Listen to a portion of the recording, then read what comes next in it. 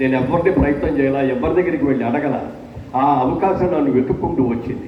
బాబుని అడిగాను, బిజినెస్ బ్రహ్మాండంగా ఉంది, ఇక్కడ మనం అందరం కూడా మన కాళ్ళ మీద మనం ఇప్పటి బాగా చేసుకుంటున్నాం, ఈ టైంలో వీటన్నింటిని కూడా వదిలి మన సినిమాల్లోకి వెళ్ళాలా అని అడిగితే మా ఆవిడ ఒకే మాట ఉంది, లక్ష్మీదేవి అప్పుడప్పుడు వచ్చి ఒక్కొక్క ఇంటికి తలుపు తొడుతుందండి, ఆ తలుపు తట్టిన రోజున మనం లేచి బద్దకించకుండా లేచి తలుపు తీస్తే ఆ లక్ష్మీదేవి మన దగ్గరకు వస్తుంది, కనికరిస్తుంది. ఎవడో తలుపు కొడుతున్నాడు ఇప్పుడే ఉంటుంది అని చెప్పి బద్దకిస్తే ఆ లక్ష్మీదేవి వచ్చే లక్ష్మీదేవి పక్కింటికి వెళ్ళిపోతుంది. అందుకని ఎప్పుడు కూడా ఎలర్ట్గా ఉండాలి. మీరు అనుకోకుండా వచ్చిన అవకాశం సద్వినియోగం చేసుకోవడానికి ప్రయత్నం చేయండి. కేవలం ప్రయత్నం మాత్రమే. మీరు అక్కడికి వెళ్ళి సెటిల్ అయిపోయి వేషాలు నేను ట్రై చేసుకుంటానని అనుకోకూడదు. మీరు షూటింగ్ అయిపోగానే వచ్చి విజయవాడ వచ్చేసి మళ్ళీ మనం వ్యాపారం చూసుకుంటూ ఉండాలి. మీరు ఏ ఆఫీస్కి వెళ్ళి ఇదిగోండి నా ఆల్బమ్ అండి, నేను ఫలానా సినిమాలో చేశాను, నా ఫోటోలన్నీ ఇందులో ఉన్నాయండి, నాకు వేషం ఇవ్వండి అని చెప్పి మీరు ఎవరిని అడగకూడదు. మీలో టాలెంట్ ఉంది అనుకుంటే వాళ్ళే మీ దగ్గరికి వస్తారని చెప్పి ఆ నిర్ణయం చేసిన తర్వాత ఆ రోజు నుంచి ఈ రోజు వరకు కూడా ఈ రోజున ఈ స్థానానికి వచ్చారంటే ఇలాంటి ఇంపాక్ట్ లాంటి ఆలోచన ఉండబట్టి ఆలోచనలు వచ్చే పైకి వచ్చారు. ఇవాళ ఈ సొసైటీ నాకు ఇచ్చింది. ఇవాళ నేను వాట్ అయ్యామని చెప్పుకోవాలంటే దిస్ ఈజ్ ద సొసైటీ. నా చుట్టూ ఉన్న సొసైటీ నాకు అన్ని రకాలుగా సహకరించి అనేక ఆశీస్సులు నాకు ఇవ్వబట్టి ఈ స్టేజ్లో ఉన్నాను.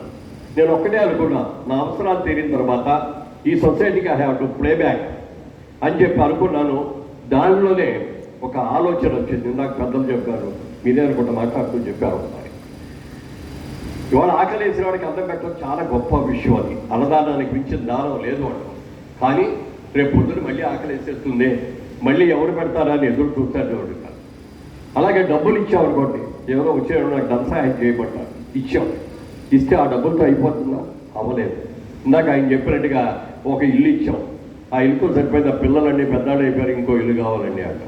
అలా కాకుండా మీ కాళ్ళ మీద మీరు నిలబడి 10 మందికి మీరు ఆదర్శంగా నిలబడి 10 మందికి ద్వారా మీతో పాటు సేవ చేస్తూ ఎదగడానికి మీరు కనుక అవకాశం ఇస్తే ఆ వ్యక్తి తన కాళ్ళ మీద నిలబడటమే కాకుండా తన కుటుంబంలో ఉన్న అందరినీ కూడా పైకి తీసుకొచ్చి, తన గ్రామంలో ఉన్న వాళ్ళందరినీ కూడా పైకి తీసుకొచ్చి ఇలా ఈ క్లబ్స్ ద్వారా బయటకు వెళ్ళి ఇచ్చే అవకాశం ఉంటుంది. కాబట్టి ఇలాంటి క్లబ్స్ రావాలి. మీకు అందరికీ కూడా ఒక పవిత్రమైన బాధ్యత మీకు అప్పగించారు. ఈ బాధ్యతను మీరు చక్కగా నిర్వహించగలిగితే జీవితంలో ఇంతకంటే ఆనందం ఇంకోటి ఉండదు సార్. గుండె మీద చెయ్యేసుకొని ఆహా ఈ భగవంతుడా నువ్వు నాకు ఇచ్చిన ఈ జన్మని సద్వినియోగం చేసుకున్నాను, 10 మందికి ఉపయోగపెట్టుకుంటుగా చేసుకున్నాను, 10 మంది కాళ్ళ మీద వాళ్ళు నిలబడేటట్టుగా చేసుకోగలిగినాను. మళ్ళీ జన్మ అంటూ ఉంటే మళ్ళీ నన్ను ఇలాగే చేయండి, మళ్ళీ ఇలాంటి ఇంపాక్ట్ క్లబ్లోని ఇంటర్నేషనల్ క్లబ్ లాంటి దాంట్లో సేవ చేసే అవకాశాన్ని ఇవ్వండి అని చెప్పి ఆ దేవుడిని ప్రార్థన చేసుకోవచ్చు. అలాంటి మంచి అవకాశం ఈ రోజున మరి ప్రదీప్ చిన్నప్పటి నుంచి కూడా నాకు తెలుసు. వాళ్ళ తాతగారి దగ్గర నాటకాలు వేసినప్పుడు వాళ్ళ దగ్గర ట్రైనింగ్ తీసుకునేవాళ్ళం. ఆయనే మాకు మేకప్ వేసి మాతో నాటకాలు వేయించేవారు. ఇంత ఉండేవాడు ప్రదీప్, చాలా చిన్న పిల్లాడు. వాళ్ళ అమ్మగారిని నాన్నగారిని మేము అక్క బావగారు అనిపించేవాళ్ళం. అలాంటిది ఒక రోజున షూటింగ్ చేస్తూ ఉంటే ఒక షూటింగ్లో హీరోయిన్ బ్రదర్స్గా ఇద్దరుగా కావాల్సి వచ్చాడు.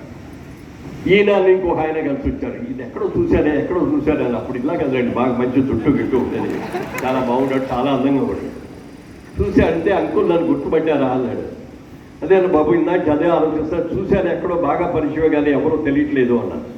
నేను రావణపత్రుడు గారు మనవాడినండి, మా నాన్నగారు మా అమ్మ కూడా మీకు బాగా తెలుసు కదా, ఈ మొట్టమొదటిసారిగా ఈ సినిమాలో వేషం వేయడానికి వచ్చారు అని చెప్పి వచ్చిన వ్యక్తి ఎలా ఎదిగాడు, ఎన్ని సినిమాల్లో వేషాలు వేశాడు, ముఖ్యంగా మోటివేషన్ స్పీచెస్ ఇవ్వడంలో తనకి తానే సాటి. ఎన్నో